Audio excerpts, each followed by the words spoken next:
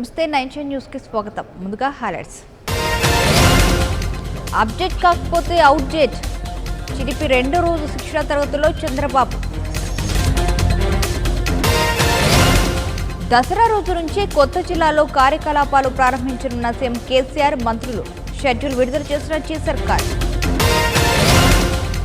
రైతు సమస్యల పరిష్కారంలో ప్రభుత్వం విఫలమైంది. పాలమూరు జూలో సర్కార్పై పీసీసీ చీఫ్ ఉత్తమ్ ఫైర్.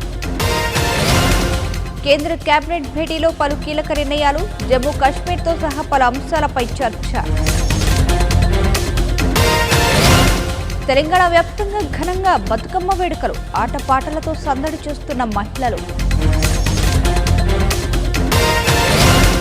బంగాళాఖాతంలో ఉపరితల ఆవర్తనం. కోస్తాంధ్రలో విస్తారంగా వర్షాలు. హైదరాబాద్లో అక్కడక్కడ చిరుజల్లులు. ఇక పోలీస్ శాఖ పునర్వ్యవస్థీకరణపై తెలంగాణ సీఎం కేసీఆర్ సమీక్ష నిర్వహించారు. దసరా రోజే పోలీస్ శాఖ కార్యాలయాలు ప్రారంభించాలని కేసీఆర్ అన్నారు. కొత్తగా కరీంనగర్, నిజామాబాద్, సిద్దిపేట, రామగుండం కమిషనరేట్లు ఏర్పాటు కానున్నాయి. కొత్తగా 25 పోలీస్ సబ్ డివిజన్లు, 28 పోలీస్ సర్కిల్ కార్యాలయాలు అందుబాటులోకి రానున్నాయి. 86 కొత్త పోలీస్ స్టేషన్లు ఏర్పాటు చేయాలని కూడా సీఎం కేసీఆర్ తెలిపారు. పోలీస్ స్టేషన్లలో అవసరమైన సిబ్బందిని నియమించాలని కూడా కేసీఆర్ చెప్పారు.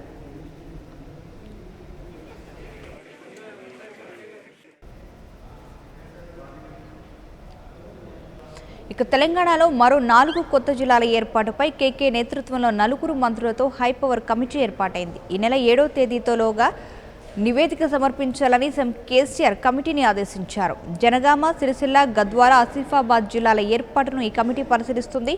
కేకే నివాసంలో సమావేశమైన హైపవర్ కమిటీ సాధ్యాసాధ్యాలపై చర్చించింది.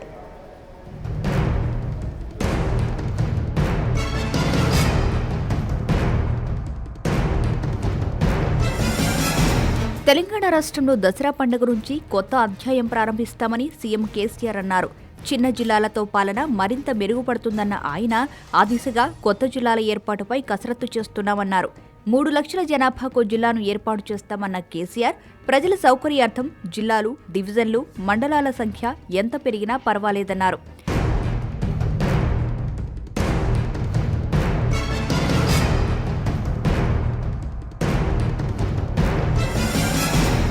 తెలంగాణలో ఉన్న 10 జిల్లాలతో పాటు 17 కొత్త జిల్లాలను ఏర్పాటు చేయాలని సర్కార్ నిర్ణయం తీసుకుంది. వీటితో తెలంగాణలో జిల్లాల సంఖ్య 27కు చేరింది. కొత్త జిల్లాల జాబితాను ప్రభుత్వం ప్రకటించగానే మరో 4 కొత్త జిల్లాలను ఏర్పాటు చేయాలని ప్రజల నుంచి డిమాండ్లు వచ్చాయి. దీనిపై దృష్టి సారించిన ప్రభుత్వం ప్రజల కోరిక మేరకు కొత్తగా మరో 4 జిల్లాలను ఏర్పాటు చేసేందుకు కసరత్తు ప్రారంభించింది.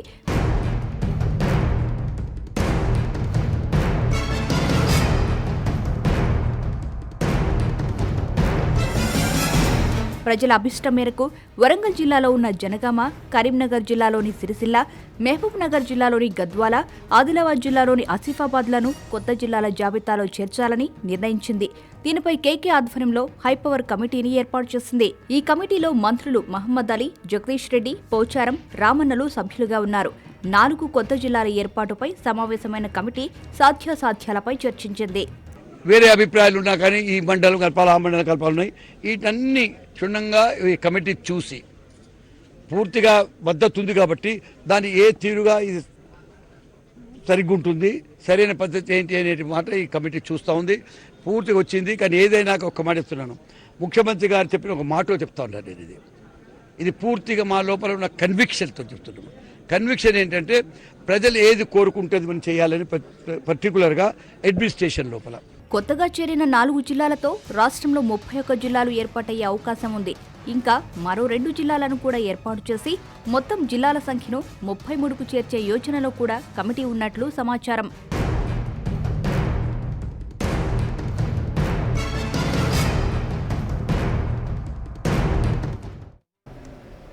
ఇక కొత్త జిల్లాల ఏర్పాటు నేపథ్యంలో ఉన్నతాధికారులతో హోంమంత్రి నాయిని సమీక్ష సమావేశం నిర్వహించారు. కొత్త జిల్లాల ఏర్పాటు నేపథ్యంలో 82 నూతన పోలీస్ స్టేషన్లు అవసరమని హోంమంత్రి అన్నారు.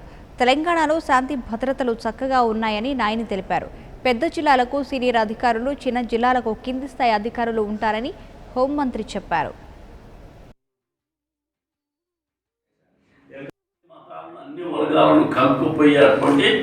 ప్రభుత్వం ఉండాలా, అటువంటి పరిపాలన కూడా ఉండాలి.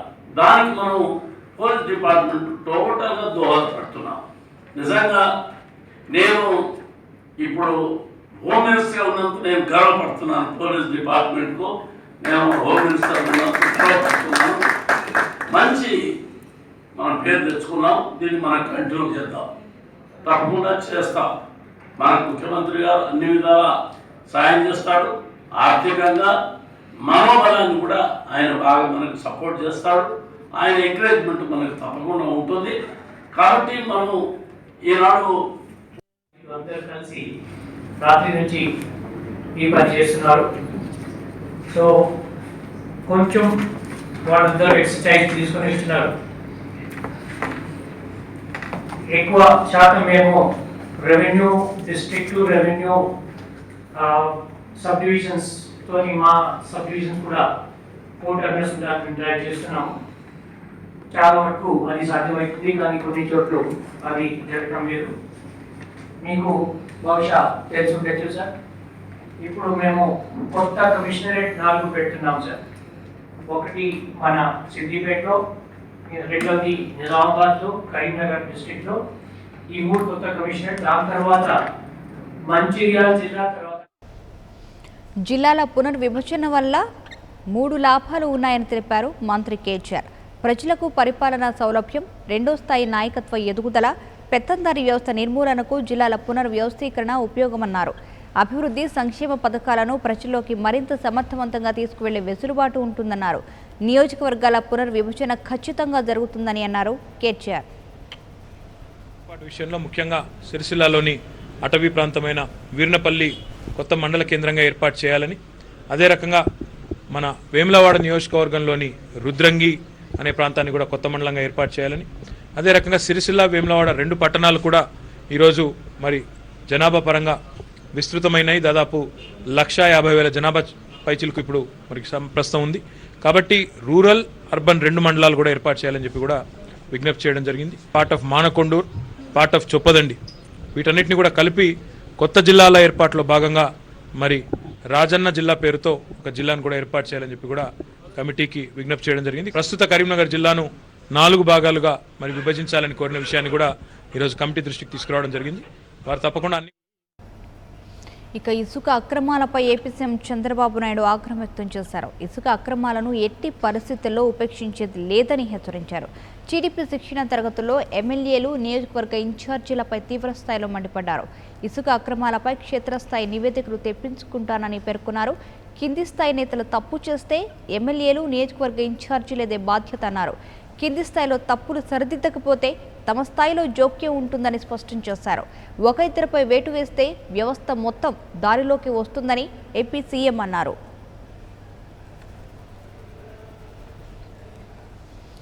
ఆలేరును రెవెన్యూ కేంద్రంగా ప్రకటించాలని, ఆరుట్ల కమలాదేవి పేరుతో ఆలేరును రెవెన్యూగా మార్చాలని డిమాండ్ చేశారు టీడీపీ సీనియర్ నేత మోత్కుపల్లి నరసింహులు. కొత్త జిల్లాలను ప్రకటించినందుకు కేసీఆర్కు ధన్యవాదాలు తెలిపారు. దసరాకు అందరూ సంతోషంగా ఉండాలని అనుకుంటున్న కేసీఆర్ ఆలేరు ప్రజానికాన్ని కూడా సంతోషంగా ఉంచాలని మనవి చేసుకుంటున్నామన్నారు. ఆలేరును రెవెన్యూ డివిజన్గా ప్రకటించాలని సందర్భంగా నేను కోరుతా ఉన్నా. ఎందుకు చెప్తున్నా అంటే హిస్టారికల్ ప్లేసెస్ని, హిస్టారికల్ పర్సన్స్ని నేను మర్చిపోనని కూడా కేసీఆర్ చెప్తూ వస్తున్నారు. ఇవాళ కొమరం భీం విషయంలో కూడా ప్రభుత్వం ఆలోచన చేసింది, మంచి ఆలోచనే. అదే పద్ధతిలో ఆరుట్ల కమలాదేవి ఇవాళ కాదు, గత 70 సంవత్సరాల కిందనే ఒక మైల గన్ను పట్టుకొని బయటికి వెళ్ళిందంటే అర్థం చేసుకోవాల్సినటువంటి అవసరం ఉంది. ముఖ్యంగా పేద ప్రజల కోసం, పేద బతుకులను కాపాడడం కోసం, పేద గొంతుకలో గొంతుకై ఉన్నటువంటి ఆ నాయకురాలు కమలాదేవి గారు. అటువంటి నాయకురాల పేరు మీద ఆలేరును కూడా రెవెన్యూ డివిజన్గా ప్రకటించాలని మరొకసారి సందర్భంగా ప్రభుత్వాన్ని నేను కోరుతా ఉన్నా. తప్పకుండా ఇస్తారని నేను ఆశిస్తూ ఉన్నా. ముఖ్యమంత్రి గారు చెప్తా ఉన్నారు, దసరా పండుగ వచ్చింది, ఎవరిని ఇబ్బంది పెట్టా, అందరు సంతోషంగా ఉండాలని చెప్తున్నారు. చాలా సంతోషం. ఆ సంతోషంలో మా ఆలేరు ప్రజలను కూడా భాగస్వాములుగా ఉండేటట్టుగా మరి వారు చేయాలని సందర్భంగా నేను కోరుతా ఉన్నా. మరి ఆలేరు ప్రజలు రాష్ట్రంలోని హాస్టళ్లలో 6 లక్షల మంది విద్యార్థులు ఉన్నారని మంత్రి ఈటెల రాజేందర్ తెలిపారు. విద్యార్థుల కోసం అదనపు బియ్యం కావాలని కేంద్రాన్ని కోరామన్నారు. ఢిల్లీ పర్యటనలో భాగంగా మంత్రి ఈటెల రాజేందర్ కేంద్ర మంత్రి ముఖ్తార్ అబ్బాస్ నఖ్వీతో సమావేశమయ్యారు. హాస్టల్ విద్యార్థులకు అదనపు బియ్యం కోటా విడుదల చేసేందుకు కేంద్రం అంగీకరించిందని ఈటెల తెలిపారు. ఆదేశాల మేరకి వారి ఆధ్వర్యంలో ఉన్నటువంటి మైనార్టీ వెల్ఫేర్ డిపార్ట్మెంట్కి సంబంధించిన సమస్యల మీద ముఖ్తార్ అబ్బాస్ నఖ్వీ మినిస్టర్ గారిని కలవడం జరిగింది. మా పార్లమెంటులో మా లోక్సభలో మా ఫ్లోర్ లీడర్ జితేందర్ రెడ్డి గారు, డిప్యూటీ లీడర్ మా వినోద్ కుమార్ గారు, మా చారి గారు ఆధ్వర్యంలో గారు కలవడం జరిగింది. దేశంలోనే మైనార్టీల కోసం, ముస్లింల బతుకులు బాగు కోసం తెలంగాణ రాష్ట్రం చేపడుతున్నటువంటి అనేక కార్యక్రమాలు వారికి వివరించడం జరిగింది. వారు బాగా ఇంప్రెస్ అవ్వడం జరిగింది. దేశంలో మొట్టమొదటిసారిగా మైనార్టీల కోసం 120 స్కూళ్ళను ఓపెన్ చేయాలని, ఒక్కొక్క స్కూలు ఇవాళ గతంలో ఉన్నటువంటి కేంద్రీయ విద్యాలయాలకు తీసుకోకుండా పద్ధతులు సిబిఎస్ఈ సిలబస్తో ఇవాళ ఒక్కొక్క స్కూల్లో 400 నుంచి 600 మంది విద్యార్థులు ఉండే పద్ధతిలో ఇవాళ నిర్ణయం తీసుకొని 71 స్కూళ్ళని అక్రమ కట్టడాలు నిర్మించింది ఎంతటి వారైనా ఉపేక్షించేది లేదని పంచాయతీరాజ్ శాఖ మంత్రి జూపల్లి కృష్ణారావు అన్నారు. రంగారెడ్డి జిల్లా కొంపల్లి గ్రామ పంచాయతీ కార్యాలయాన్ని ఆయన తనిఖీ చేశారు. అధికారులు ఖర్చులు ఎక్కువగా చూపిస్తున్నారని మండిపడ్డారు. వారం రోజుల్లో ప్రత్యేక కమిటీని నియమించి కొంపల్లి గ్రామ పంచాయతీ విచారణ చేపట్టి చర్యలు తీసుకుంటామని జూపల్లి అన్నారు. మార్పు రాని కారణంగా ఇంకా కొన్ని తప్పులు జరుగుతూ ఉన్నాయి. వాటిని సరిదిద్దడం కొరకు కూడా ఒకటి మనం ఆలోచన విధానం మారాలా. ఇక్కడ మా ప్రభుత్వ అధికారులకు కూడా ఆదేశాలు ఇవ్వడం జరిగింది. వారం రోజుల్లో స్పెషల్ టీమ్స్ కాన్స్టిట్యూట్ చేసి ఈ యొక్క పర్మిషన్ లేకుండా కట్టిన నిర్మాణాలు కావచ్చు, నాలాల పైన కట్టిన నిర్మాణాలు కావచ్చు, అట్లాగే ఆదాయం అంటే ఇన్కమ్ ప్రిఫరేజ్ కావచ్చు, వీటన్నిటిపైన పూర్తి సమాచారం తెప్పించి కఠినమైన చర్యలు తీసుకుని తప్పు చేసేటువంటి వాడు మాత్రం 100% ఎవరైనా సరే ఏ స్థాయి అయినా సరే మా దరిదాపులకు కూడా రానివ్వం. ఒత్తిడికి మాత్రం తప్పకుండా సాధారణ ప్రజలకు ఇబ్బంది కాకుండా ఎవరైతే అన్యాక్రాంతంగా ఆక్రమణలు కావచ్చు, అనాథలు కావచ్చు చేసినప్పుడు వాళ్ళను బాధ్యులను చేసి ఏం చర్యలు తీసుకుంటారో చేస్తాం. Okay, thank you. ఈ బిల్డింగ్ పర్మిషన్స్ షార్ట్ బ్రేక్ తీసుకుందాం. Stay tune.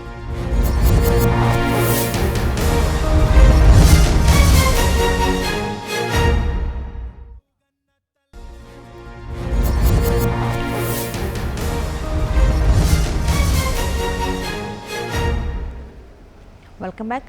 రైతు సమస్యల పరిష్కారంలో సర్కార్ పూర్తిగా విఫలమైందని టీపీసీసీ చీఫ్ ఉత్తమ్ కుమార్ రెడ్డి విమర్శించారు. మహబూబ్ నగర్ జిల్లాలో భారీ వర్షాలతో దెబ్బతిన్న పంట పొలాలను ఆయన పరిశీలించి రైతులను పరామర్శించారు. ఈ సందర్భంగా ధనిక రాష్ట్రం అంటూనే రైతులకు న్యాయం చేయడం కోసం కేంద్రంపై ఆధారపడుతుందని ఎద్దేవా చేశారు. రైతు సమస్యల పరిష్కారం కోసం సర్కారుపై పోరాటం చేస్తామని, నష్టపరిహారం చెల్లించే వరకు ఆందోళనలు చేస్తామని ఆయన తెలిపారు.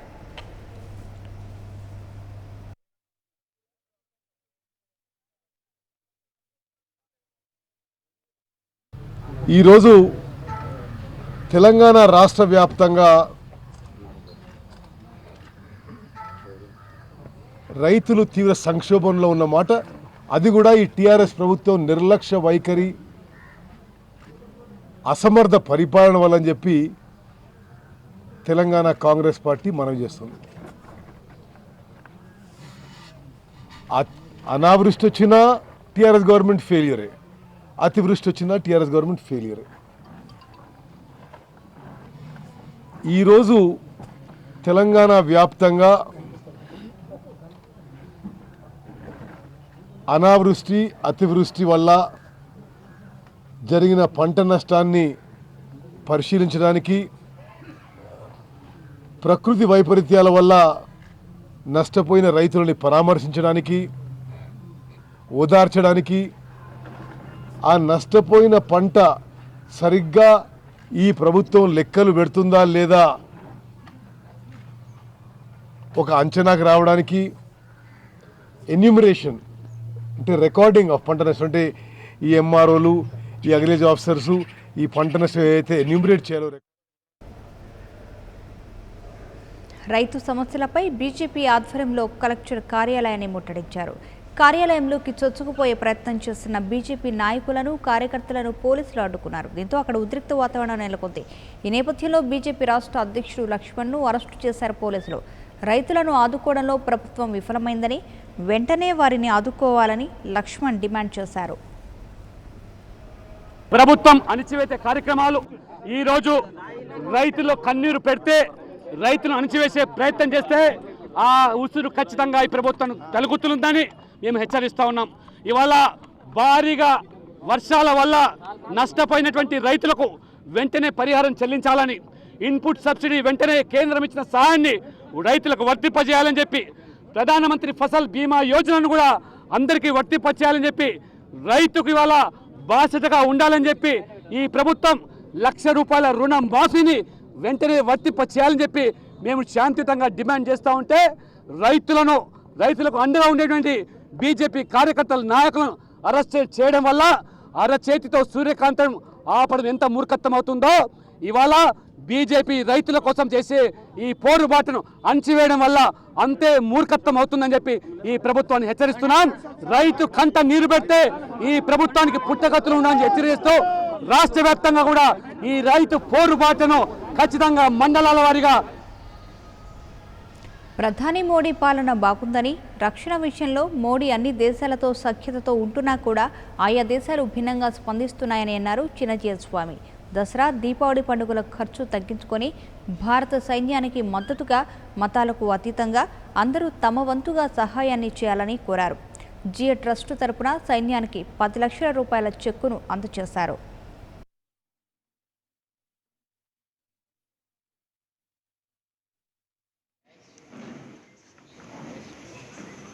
ఈ దసరా సందర్భంగా, రాబోయేటటువంటి దీపావళి సందర్భంగా మన జాతికి అంతటికి కూడా ఏదైనా ఒక మాట చెప్తే బాగుంటుంది అని అనిపించి ఈవేళ మీ అందరితోటి కలుస్తున్నాం. మాకు చాలా సంతోషంగా ఉంది. మీరందరూ ఒక మంచి విషయాన్ని అందరికీ తీసుకువెళ్ళడం కోసం సిద్ధపడి వస్తున్నందుకు.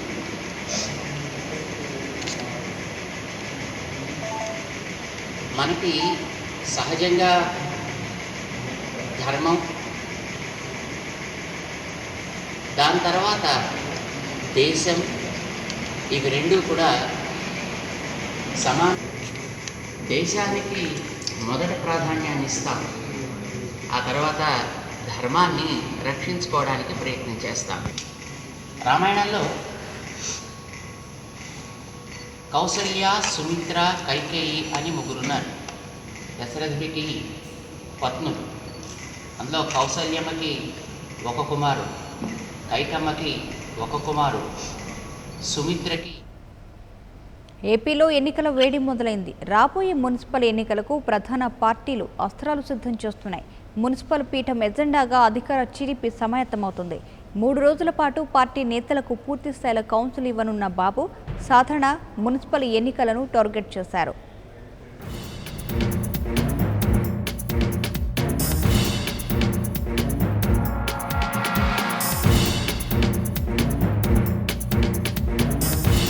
ఏ ఎన్నికలు జరిగినా దానిపై పూర్తి స్థాయిలో దృష్టి పెట్టడంలో టీడీపీ అధినేత చంద్రబాబు ముందుంటారు. అవి మున్సిపల్ ఎన్నికలు అయినా సరే, సాధారణ ఎన్నికలు అయినా సరే. రాజకీయ చాణక్యత, పొలిటికల్ అనుభవంతో ఎత్తులు వేస్తుంటారు. ప్రస్తుతం ఏపీలో మున్సిపల్ ఎన్నికలు జరగనున్నాయి. ఈ ఎన్నికలు ప్రభుత్వ పనితీరుకు నిదర్శనంగా చెప్పుకోవచ్చు. దీంతో మున్సిపల్ ఎన్నికలను సమర్థవంతంగా ఎదుర్కొనేందుకు చంద్రబాబు పార్టీలోని మంత్రులు, ఎమ్మెల్యేలు, ఎమ్మెల్సీలను సిద్ధం చేస్తున్నారు.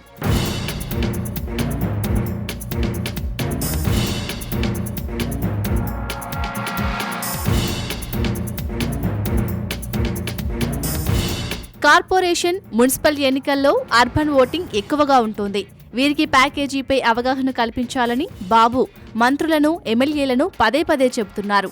మున్సిపల్ ఎన్నికలతో పాటు 2 ఏళ్ల తర్వాత జరగబోయే సాధారణ ఎన్నికలకు కూడా బాబు ఇప్పటి నుంచే కసరత్తు ప్రారంభించారు. ఇప్పటికే సగం పాలన పూర్తయింది. ఇప్పట్నుంచే క్యాడర్ను రెడీ చేయకపోతే కొంత అలసత్వం వస్తుందనే ఉద్దేశంతో బాబు ఉన్నారు. ఇందుకోసమే 3 రోజుల పాటు జరుగుతున్న వర్క్షాప్ను చంద్రబాబు వేదికగా చేసుకున్నారు.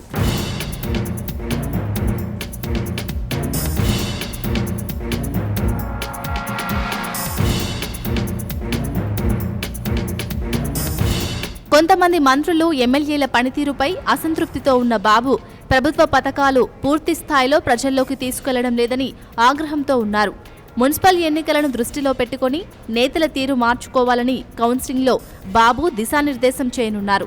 దీంతో పాటు కేంద్రం నుంచి వచ్చిన ప్యాకేజీపై జనంలో అవగాహన కల్పించాలని సీఎం పదే పదే చెప్తున్నారు. కానీ క్షేత్రస్థాయిలో మంత్రులు, ఎమ్మెల్యేలు ఎవ్వరూ దీనిపై దృష్టి పెట్టడం లేదు. ఈరోజు నేను ఈ 3 రోజులు మీతో ఉంటున్నాను.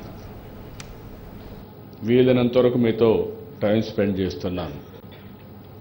ఇక్కడుండే టీం కానీ సమర్థవంతంగా పనిచేస్తే లాస్ట్ మైల్ అంటే క్షేత్రస్థాయి గ్రామాల్లో మనం అనుకున్నది రియల్ టైం చేసే అవకాశం వస్తుంది.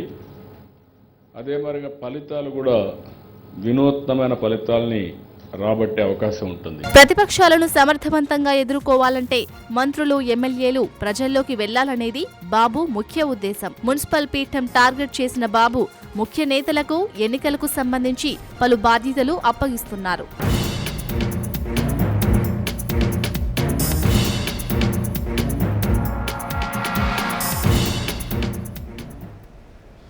ప్రతిపక్ష వైసీపీ నేత జగన్మోహన్ రెడ్డి కడప జిల్లా పులివెందులో పర్యటించారు. ఈ సందర్భంగా ఇటీవల అనారోగ్యంతో మృతి చెందిన వెంకటాపురానికి చెందిన వైసీపీ నేత తిమ్మానాయుడు కుటుంబ సభ్యులను పరామర్శించారు. అనంతరం తన స్వగృహంలో ప్రజలతో మమేకమై సమస్యలను అడిగి తెలుసుకున్నారు.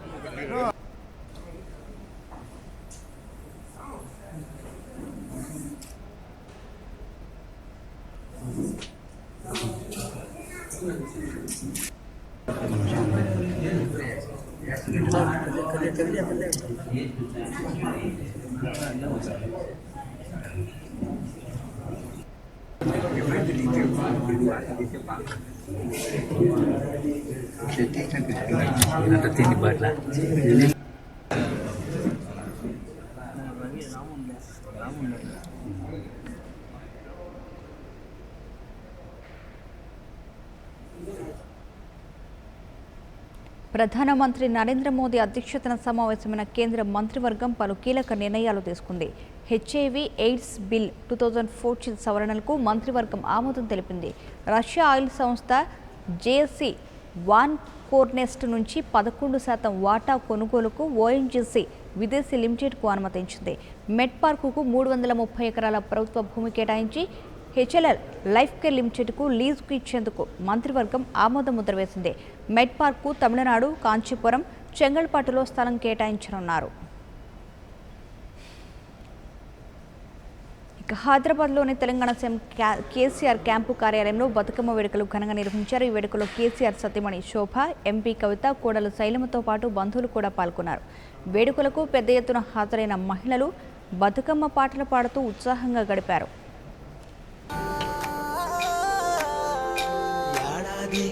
ఓసారి నువ్వు వచ్చి పోవమ్మా గౌరమ్మ గౌరమ్మ గౌరమ్మ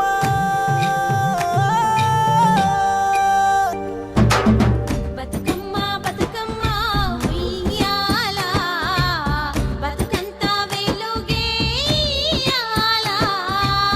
బతుకమ్మ బతుకమ్మ ఉయ్యాల బతుకంత వెలుగేయాల ఊరు వాడ గుంపుగా చేరి ఊయల పాటలు పాడాలా పల్లె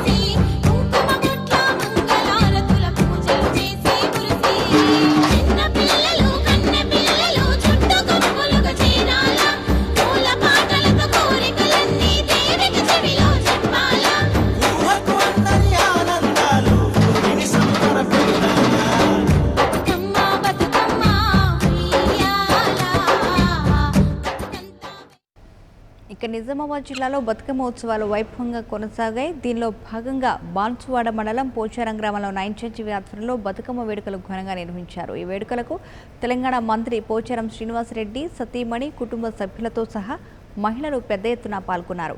మండలానికి చెందిన పలువురు ప్రజా ప్రతినిధులు బతుకమ్మ ఉత్సవాలకు హాజరయ్యారు. నైన్చెంచి ఆధ్వర్యంలో బతుకమ్మ ఉత్సవాలు అత్యంత వైభవంగా నిర్వహించడం పట్ల నేతలు, మహిళలు సంతోషం వ్యక్తం చేశారు. बच्चने वरलक्ष्मी गौरम्म चामंती कायपुने गौरम्म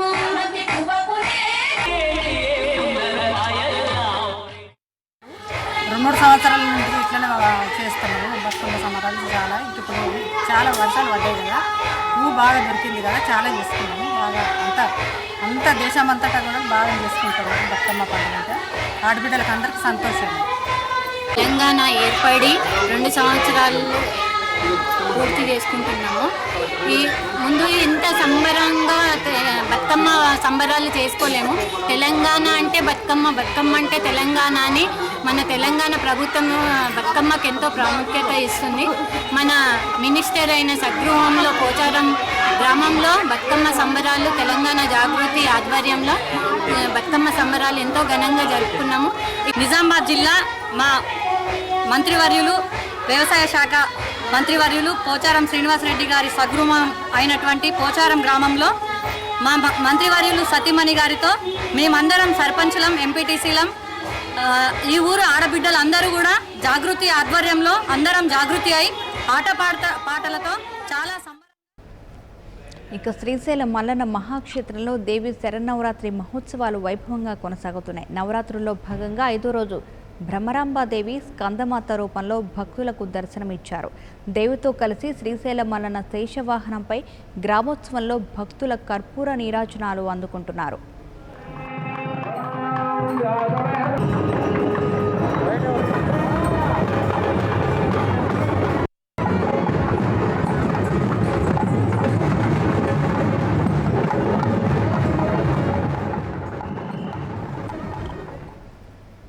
ఇక 3వ రోజు బ్రహ్మోత్సవాల్లో భాగంగా శ్రీవారు ముత్యపు పందిరి వాహనంపై నవనీత చోరుడు నందగోపాలుడి రూపంలో భక్తులకు దర్శనమిస్తున్నారు. మలయప్పకు జరిగే సుకుమార సేవగా ముత్యపు పందిరి వాహన సేవను చెప్తారు. ముక్తి సాధనకు ముత్యం వంటి స్వచ్ఛమైన మనసు కావాలని లోకానికి ఈ వాహనం ద్వారా స్వామివారు చాటి చెప్తారు. అందుకే ముత్యపు పందిరిలో బాల మురళీకృష్ణుడిగా శ్రీనివాసుడు భక్తులను మురిపించారు. శరన్నవరాత్రుల్లో నిర్మలాకాశంలో మెరుస్తున్న నక్షత్రాలను మించి విద్యుత్ దీపకాంతుల మధ్య ప్రకాశిస్తున్న ముత్యాల పందిరి వాహన సేవ స్వామివారికి నయనానందకరంగా సాగింది. ముత్యాల పందిరి వాహనంగా చూసుకొని శ్రీదేవి, భూదేవి సమేతంగా దేవదేవుడు తిరుమాడ వీధుల్లో వైభవంగా ఊరేగారు.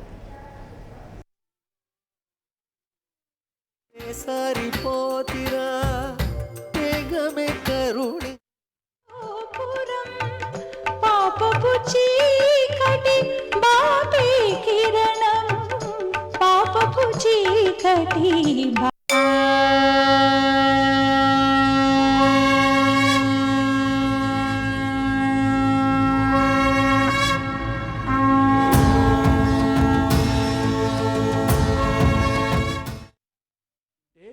స్వామిని సేవించుకోవడం ఇదే భాగ్యం. అదిగో పందిరిలో ముంగేట నిలిదయ్య ముత్యాల పందిరిలో నిత్యము నవ్వులు చింద సిగ్గు మారాకులేయని మంచి ముత్యాల ఈ మంచు ముత్యాల పందిరిలో ముంగేట నిలి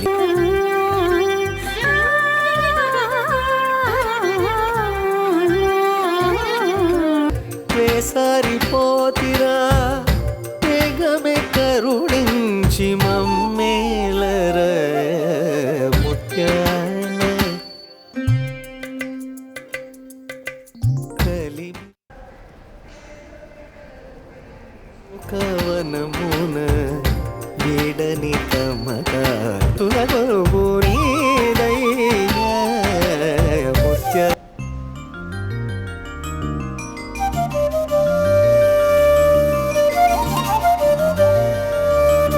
ముత్యాల పందిరిలో ముంగిట నిలిచయ్య ముత్యాల పందిరిలో నిత్యము నవ్వులు చింద సిగ్గు మారాకులేయని మంచి ముత్యాల ఈ మంచు ముత్యాల పందిరిలో ముంగిట